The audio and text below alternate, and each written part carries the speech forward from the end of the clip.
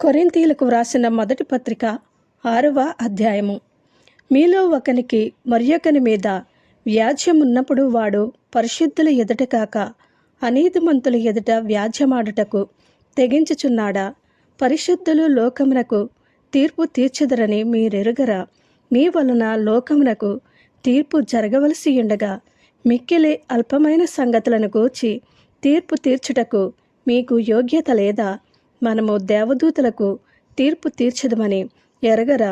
ఈ జీవన సంబంధమైన సంగతులను గూర్చి మరీ ముఖ్యముగా తీర్పు తీర్చవచ్చును కదా.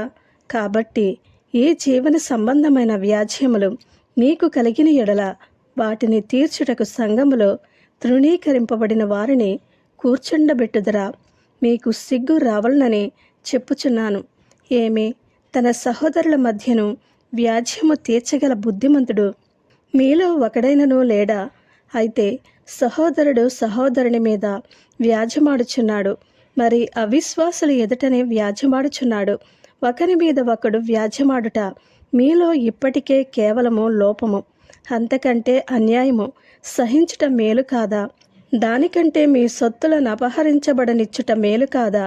అయితే మీరే అన్యాయము చేయుచున్నారు, అపహరించుచున్నారు, మీ సహోదరులకే ఈలాగు చేయుచున్నారు.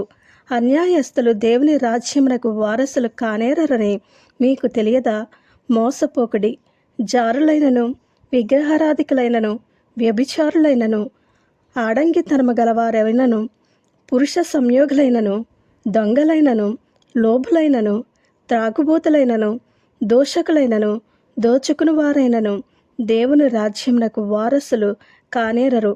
మీలో కొందరు అట్టివారై ఇంటిరి గాని ప్రభువైన యేసుక్రీస్తు నామమునను మన దేవుని ఆత్మయందును మీరు కడగబడి పరిశుద్ధపరచబడిన వారై నీతిమంతులుగా తీర్చబడితిరి. అన్నిటి యందు నాకు స్వాతంత్ర్యము కలదు గాని అన్నియు చేయదగినవి కావు. అన్నిటి యందు నాకు స్వాతంత్ర్యము కలదు గాని నేను దేని చేతను లోపరుచుకొనబడలను. భోజన పదార్థములు కడుపునకును, కడుపు భోజన పదార్థములకును నియమింపబడి ఉన్నవి.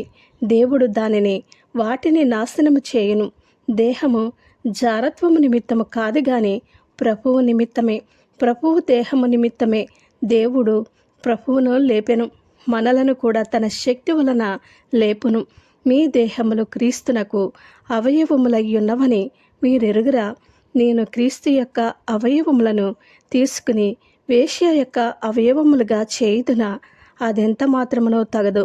వేశ్యతో కలుసుకునివాడు దానితో ఏకదేహమై ఉన్నాడని మీరెరుగరా? వారిద్దరూ ఏక శరీరమయ్యుందురు అని మోషే చెప్పుచున్నాడు కదా. అటువలే ప్రభువుతో కలుసుకునివాడు ఆయనతో ఏకాత్మయ్య ఉన్నాడు. జారత్వమునకు దూరముగా పారిపోవుడి.